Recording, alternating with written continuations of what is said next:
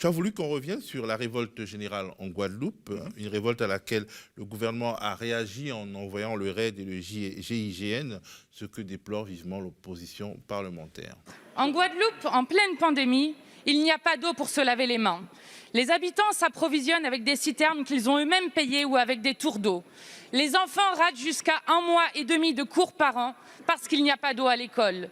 Les nappes phréatiques sont polluées au chlordécone qui empoisonne les corps et les terres. Mais rassurez-vous, le RAID et le GIGN sont sur place. En Guadeloupe, au pic de l'épidémie, il n'y avait pas de masques, pas de tests, pas de médicaments, pas de respirateurs. L'été dernier, à l'hôpital de Pointe-à-Pitre, on comptait seulement 2 infirmiers pour 100 patients. Avec 20% de lits en moins, l'hôpital était devenu un mouroir. Mais rassurez-vous, le RAID et le GIGN sont sur place. Alors déjà en septembre, sur ce plateau, tu affirmais, document à l'appui, que le choix répressif avait été fait dès l'été. Est-ce que tu peux revenir dessus? Ah, totalement. Alors là, bon, je m'en réjouis pas, je dirais particulièrement, mais en septembre, début septembre, donc dans notre émission, on a déjà à l'époque, a posteriori, diffusé un document qui émanait du directeur général de la police nationale, un document qui avait été diffusé en interne cet été, donc au début de l'été, où alors on faisait état d'un diagnostic, c'est-à-dire et d'un pronostic, donc d'une prévision des services de renseignement, qui prévoyait de façon très précise une crise sociale d'ampleur sur l'île de Guadeloupe. Donc, alors l'objet de cette note, c'était de mobiliser des volontaires en provenance des commissariats de métropole et des services d'ordre public pour pouvoir aller renforcer les troupes justement dans les dom-toms, parce qu'il était précisé dans cette note que la crise avait un caractère de possible contagion, c'est-à-dire qu'elle pouvait s'étendre aux autres îles. Et là,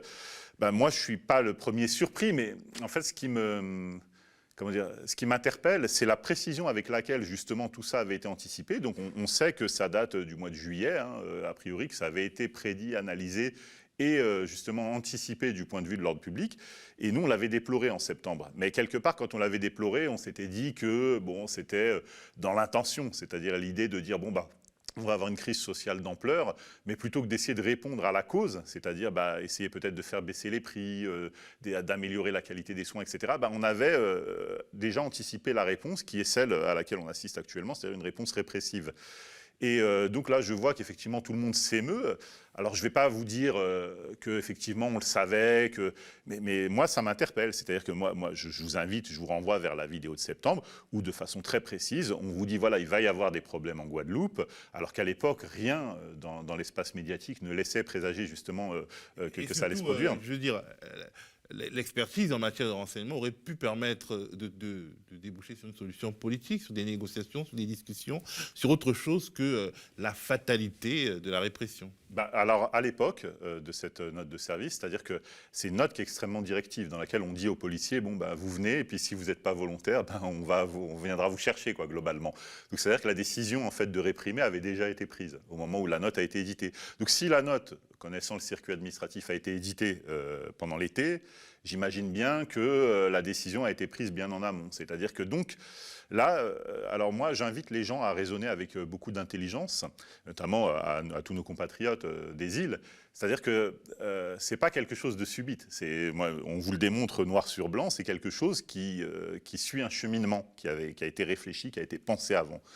Donc, moi, je pense qu'aller dans le sens des événements tels qu'ils ont été prédits, c'est toujours une mauvaise chose, parce que ça signifie bien que l'État a la réponse et que finalement, on ne sortira peut-être pas gagnant, quand je dis « on », c'est le peuple, de cette confrontation. Donc, il y a peut-être une autre solution à imaginer, et moi, je ne l'ai pas.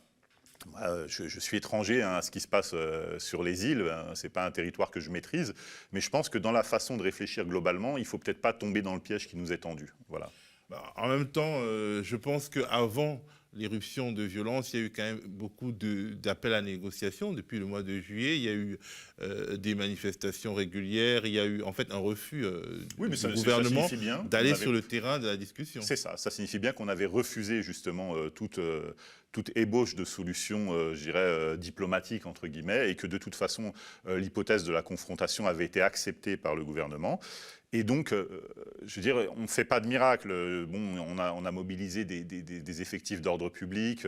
Je sais, j'ai appris par la voie de presse qu'il y a des gendarmes mobiles qui se sont fait tirer dessus. Bon, Moi, je pense qu'avec les gendarmes et les policiers, on appartient au même peuple. C'est-à-dire que j'invite tous nos compatriotes de Guadeloupe et de Martinique à ne pas s'en prendre physiquement aux forces de l'ordre, parce que ce sont des gens qui font leur boulot. Ils le font parfois de façon contrainte. Moi, aujourd'hui, je m'en rends compte. C'est-à-dire que je suis contacté par un certain nombre de policiers qui me disent « Bon, tu avais raison au final, mais nous, on n'a peut-être pas la même propension à résister ».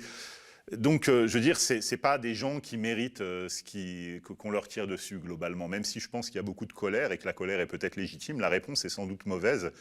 Et comme je le disais, le fait que ce soit prévu et anticipé, de toute façon, ça nous laisse penser que de toute façon, le peuple ne sera pas gagnant à la fin. Bon, Voilà. enfin, il faut aussi noter que finalement, les réactions violentes sont surmédiatisées, mais au-delà des réactions violentes, il y a un vrai mouvement social, qui est un mouvement social classique, qui est pacifique et qui n'est pas dirigé de manière particulière. On voit que les gens, la population tire sur les policiers, donc on est en train de nous préparer. Mais en fait, en même voilà, temps, on est en train de nous préparer. Quand la police va tuer justement un Guadeloupéen ou Martiniquais, on va nous dire oui, mais regardez, il y a 3 jours, on vous l'a montré, la police s'est défendue puisqu'on leur tire dessus.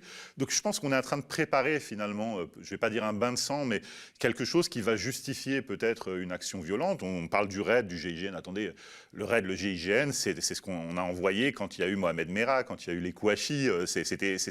On n'envoie pas le raid du GIGN contre le peuple de Martinique ou de Guadeloupe. Il s'agit d'un mouvement social qui est porté donc, par une coalition d'organisations, notamment des syndicats qui ont été complètement délégitimés et marginalisés par le gouvernement, et ce qui laisse justement la place à une contestation plus vive, plus de nature plus révolutionnaire, on dira.